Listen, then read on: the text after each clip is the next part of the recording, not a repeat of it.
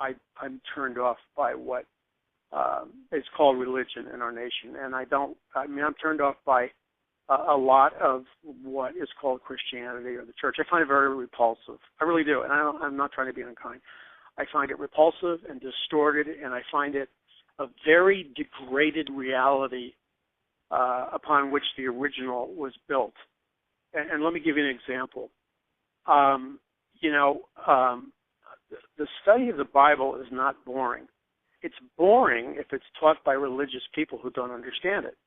Then and there's no pun intended, it's boring as hell if it's taught by people that don't understand it. So let me give you an example.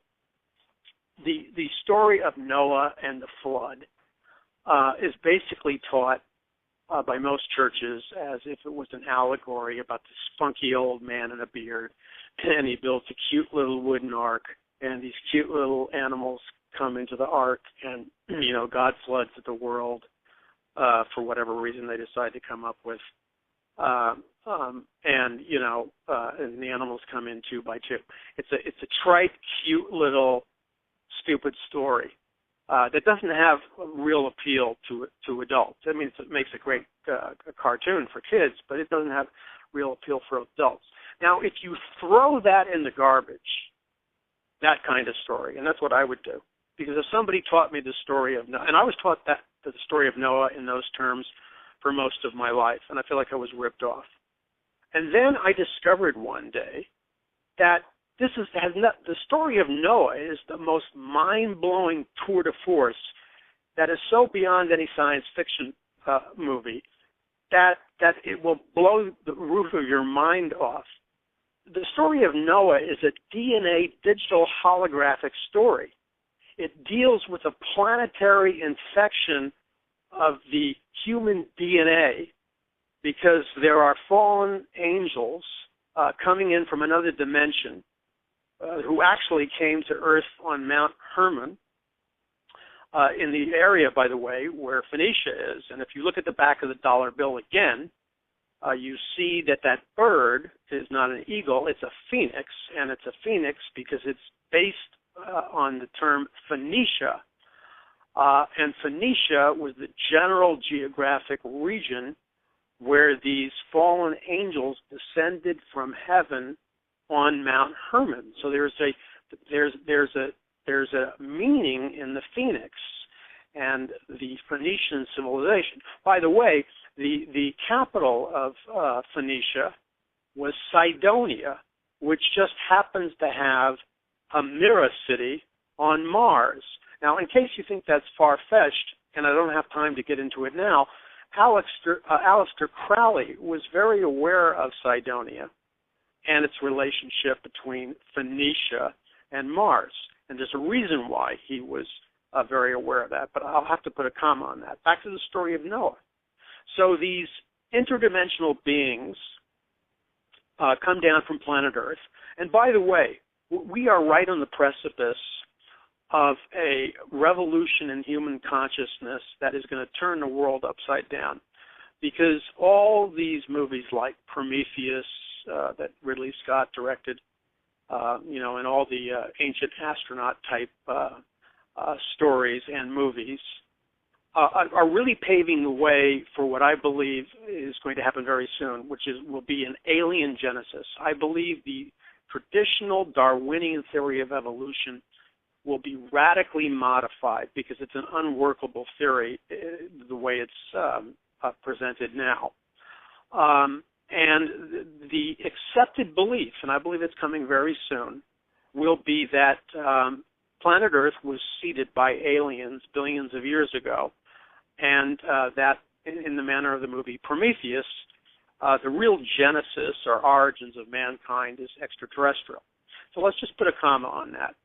Now, going back to Noah, we have these interdimensional beings landing on Mount Hermon, and they are impregnating human women, and they are giving birth to a hybrid race called the Nephilim. And one of the characteristics of the Nephilim is they're giants, and they're very intelligent, and they have a grasp of science and technology that is way beyond the people of that time period. Now, before the flood, the population of planet Earth was probably at least 3 billion people. Before the flood, I believe there was an ancient civilization called Atlantis, and it had high technology. The Nazis believed in what was called the island of Thule, and they also have the story of Hyperborea, and their legends, the Nazi occult legends, were that a star civilization came down to Earth, impregnated or seeded the planet, thus the master race, and there was cataclysms, and the master race had to retreat into Antarctica and other places into the center of the Earth, or at least beneath the Earth, the giant under the Earth civilization called Hyperborea.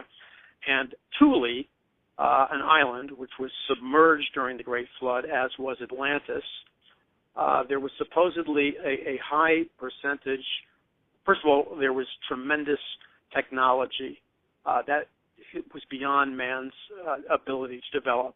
And we still see the remnants of those ancient monolithic structures that testify to advanced technology, like the Incan ruins and the Mayan ruins and the pyramid structures and so on and so forth. These are evidence of advanced civilizations prior to the flood. So prior to the flood, there's this interbreeding and widespread contamination of human DNA.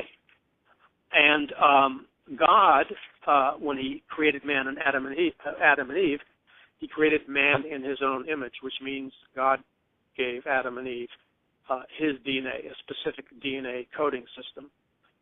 Lucifer, who's a fallen angel, who's led a rebellion against God with 1/3 of the fallen angels, broke the life force in Eden by introducing the death force. And what pulled that cosmic trigger to release the death force was when the serpent tempted Adam and Eve to disobey the word of God and promised them that they shall be as gods. So you have the human race contaminated with this DNA.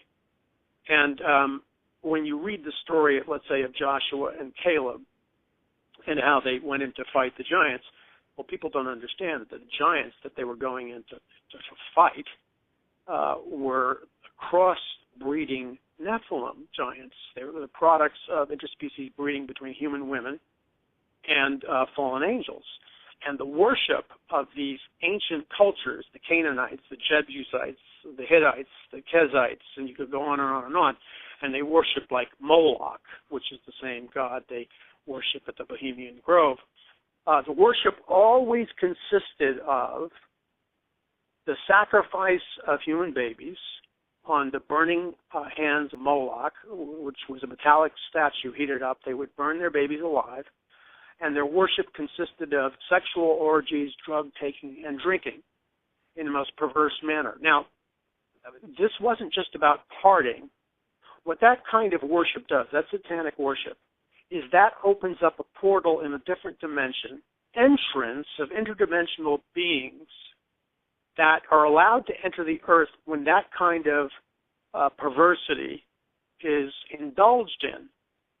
And so when Joshua and Caleb went in to invade the land, these were not just, tall men who were strong. They were Nephilim. Now, it gets even heavier than that.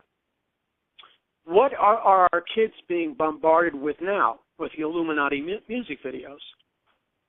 Hyper-perverse sexuality, S&M, group sex, bondage gear, Illuminati symbols, open Satan worship. It's hardcore occult porn music videos.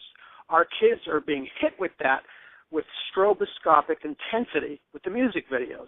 What that is the indoctrination of children into satanic worship. The same exact satanic worship that occurred in Canaan with the Canaanites, the Kezites, Hittites, the Perizzites, and so on and so forth. And so what God did is he said, enough's enough, and he decided to wipe out the corrupted DNA, and he did it with a flood. And so he brought Noah and his family, because their DNA was not corrupted, and he brought 2 by 2 of the animals, and it wasn't just some cute, dumb story with 2 rabbits and 2 giraffes and 2 cows. It wasn't some stupid story. If you look at it carefully, it's all about genetics. It's all about being able to reproduce. So God floods the earth, and immediately after the earth is flooded, all the corrupted DNA is wiped out. And people say, well, why do you have to kill all the animals? Because these interdimensional beings cannot inhabit the earth unless they have a physical host body. That's when Jesus would cast out a demon. The legion of demons begged him to send the demons into a group of pigs because they needed a host body. They didn't want to be just cast out of a man. They would settle for being able to inhabit an animal. Now that's very important because when you go back before the flood, the watchers, or these fallen angels, were involved in very advanced genetic experimentation, and they were not only impregnating human women, but on a mass scale, they were impregnating animals. So when God institutes the Levitical laws, and he goes on at length about not having sex with animals and forbidding bestiality, and forbidding women lying, with a horse like she would lie with a man and all that stuff. It's pretty graphic and specific. And it wasn't because the children of Israel were into some, really kinky sex. It was because the fallen angels or the interdimensional beings were having sex with animals. And that's the real story. So the flood wipes out the corrupted DNA, and then it starts all over again. But the story of Noah is a DNA, interdimensional being, genetic holographic story. It's mind-blowing. It's beyond the movie Prometheus by Ridley Scott. It's off the Richter scale. It would blow people's minds.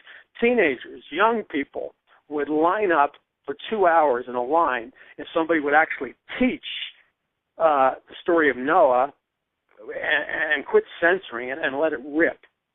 Because there's this all-important thing that's happening now. Jesus Christ said these words. He said, as it was in the days of Noah, so it will be in the days of the coming of the Son of Man. Well, what did Jesus mean?